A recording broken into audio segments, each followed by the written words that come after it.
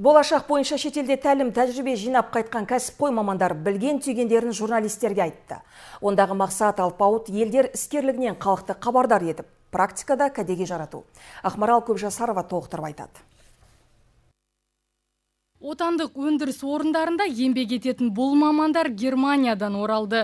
Көкейді кернеген идея көп. Кентау трансформатор зауытында инженер құрастырушы болып жұмыс істейтін Асхат Айтбаев ойдағыны жүзеге асыруға асық.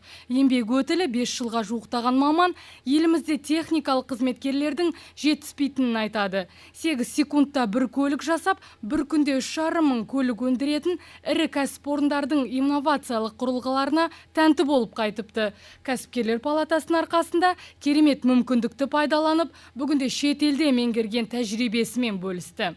Өзіміздің жіберген қандай қателіктеріміз бар екен, қандай, мысалы, орысша айтқанда корректировка қандай жасауға болады.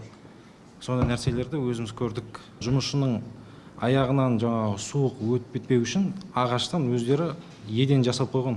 Жаңадан ITT Борнмен деген компрессорный завод бардық, сол жерде әр цехтар, чтобы жылуды экономдау үшін өздерінің цехтарын утеплять еткен. Бір жағынан энергия, бір жағынан жұмысшылардың жағдайы. Асхаттан бөлек Германияға стандарт цемент, арт құрылыс, оңтүстік Қазақстан көлік жасау зауыты сынды кәсіпорындарында мамандары барып қайтты. Бұл қызметкерлер енді әртүрлі заводтарда болып қайтқан болатын. Негізінен Көлн қаласы мен Берлин қалаларында өтті тәжірибеден. Сонымен қатар BMW, Siemens, Lufthansa сияқты ірі кәсіпорындарда, заводтарда жаңа технологияларды игеріп қайтты.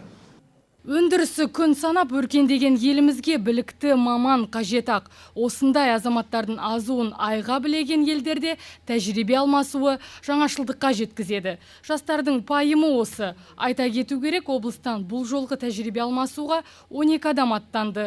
Бұлар 32 үміткердің ішінен топ жарғандар. Ал сәл алдын дәл осындай іскерлік сапармен өндіріс орнының қызметкерлері ақш пен Кореяда болып қайтты. Ақмарал Көпжасарова, Әли Мәлік, Олжас Байтуов, Оңтүстік ақпарат.